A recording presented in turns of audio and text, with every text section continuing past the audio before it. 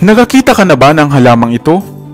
Isang gumagapang na baging at nagtataglay ng mga asul na talulot o bulaklak at bunga na kalintulad ng mga beans.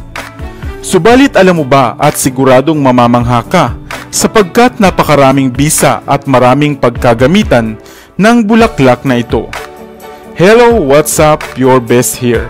Sa videong ito ay isa-isahin natin ang mga maaaring gamit at benepisyo sa ating katawan ng bulaklak na ito, ang Blue Ternate Tea.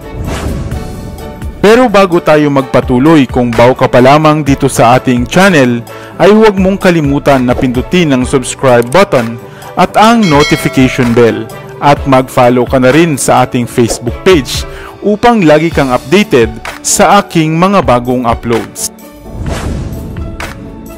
Ang Blue Ternate Tea o Clitoria Ternate Tea ay tinatawag ring Asian Pigeon Wings, Bluebell Vine, Blue Pea, Butterfly Pea at Kordofan Pea na kabilang nga sa hanay ng mga Fabaceae. Sa bansang India nga, ito ay tinuturing na isang holy flower.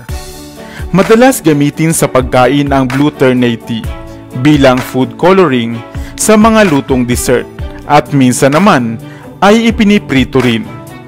Maaari mo rin itong patuyuin at gawing tsaa o kainin ng sariwa sapagkat ito ay may taglay na tamis at lasa. Kadalasan din itong inihahalo sa alak katulad ng gin at nag-iiba ng kulay kung mahaluan na nga ng ibang mga carbonated drinks. At ang panghuli ay bilang pangkulay sa mga tela. Subalit ano nga ba ang mga benepisyo nito sa ating katawan? Ang bulaklak na ito ay mahusay sa pag-boost ng ating utak o brain health. Ang acetylcholine nitong kemikal ay essential sa pagpapanatili ng masiglang kaisipan. Panlaban din sa cancer ang bulaklak ng Blue Clitoria Ternate Tea. Ito ay maaaring magtaglay ng mga anti-cancer properties upang ating malabanan ang ilang mga cancer cells. Anti-inflammatory agent din ang bulaklak na ito upang mabawasan ang pananakit ng katawan internally, kagaya ng mga body pain, migraine at pamamaga at pati na rin ang sakit sa ulo. Nakakatulong rin sa pagpapababa ng presyon ng dugo ang pagkonsumo natin ng tsaa buhat sa bulaklak nito. At dahil mayaman nga sa antioxidant ang Blue Pea flower, ay nakagaganda rin ito ng kutis at ng ating buhok. Kaya nga madalas ay ginagamit na nga itong sangkap sa mga skin products o mga shampoo. At ang pinakamainam nitong gamit ay ang pagpapanatiling normal ng ating blood sugar sa ating mga bloodstreams. Kaya mainam ito para sa mga taong may diabetes. Hindi ba't napaka-beneficial ng bulaklak na ito? Pagkain na ay napakasustansya pa bilang isang tsaa.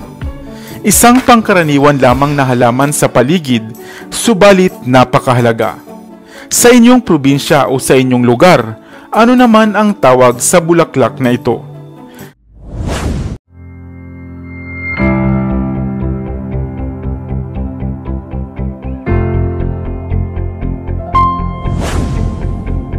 Nakakita ka na ba ng halamang ito na tinatawag ngang adlay?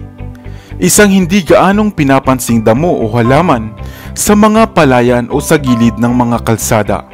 Subalit sa ibang bansa pala ay maraming gamit at pinagkakaguluhan pa. Hello, what's up? Your best here. Sa videong ito ay kilalanin natin ang isa na namang halaman na tiyak kong pamilyar na sa mga taga-probinsya at tiyak na magugulat ka nga sa umaapaw pala nitong gamit at benepisyong daladala.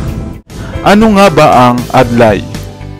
Ang adlay o bintakay sa Timog Katagalugan ay kilala rin sa mga pangalang jobsteers, adlay millet at Chinese pearl barley.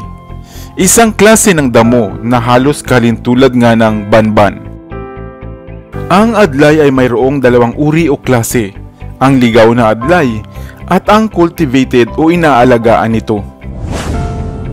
Ito ay kadalasang tumataas nga nakagaya rin ng mga mais at nagtataglay ng matatalas na pahabang dahon at hugis luhang mga bunga. Karaniwan itong nakikilala dahil isa ito sa mga pinaglalaroan ng mga kabataan at ginagawa nga nilang kwintas o mga pulseras dahil ang bunga nito ay matigas at kulay puti kung sakaling matuyo na. Ang adlay o bintakay sa Pilipinas ay ginagamit lamang sa paggawa ng mga aksesorya, mga bags, headwear at mga kurtina na yari sa beads nito. Subalit bukod pa nga rito ay hindi natin batid na makakain pala, masustansya at essentials din ang mga halamang ito. Sa bansang China, maliban pa nga sa ginagamit ito sa paggawa ng rosaryo at ilang mga ornamental na gamit, ay batid mo ba na ginagamit rin pala itong perang pambayad noong unang panahon na maihalin tulad nga sa mga cowrie shells. Samantalang sa Borneo naman ay nilalagay nila ito sa mga damit bilang dagdag na detalye. Ang adlay ay maaari ring kainin, ito ay niluluto na gaya rin ng kanin. Subalit mayroong konting lasa o tamis, kaya naman mahusay itong gawing mga cereals. Sa bansang Cambodia, ito naman ay isinasangkap nila sa ginagawang dessert, tsaa at mga soy milk. Kadalasan ring makikitang gamit ang adlay sa Korea sa paggawa nila ng alak at mga mamahaling inumin. At ginagamit na sangkap sa paggawa ng beer, lalo na sa India at ilang bahagi ng Asya.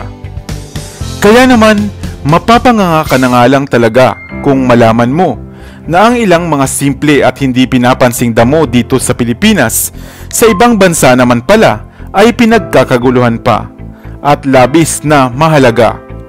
Isang kaalaman na dapat batid ng karamihan upang hindi baliwalain at pahalagahan dahil sa kasalukuyan ay paubos na rin ang adlay dito sa atin sa Pilipinas. Dahil ito ay pinuputol at binubunot lamang. Ikaw, nakakita ka na rin ba ng adlay o ng bintakay? Sana ay may bago kang natutunan sa videong ito.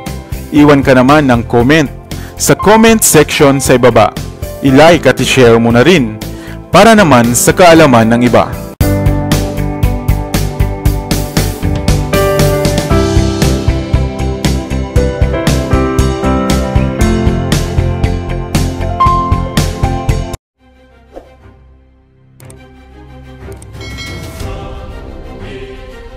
Para sa mga kakaibang kwento ng inspirasyon, kaalaman, hiwaga at misteryo, ako pa rin ang inyong lingkod, ang inyong best para sa Best TV.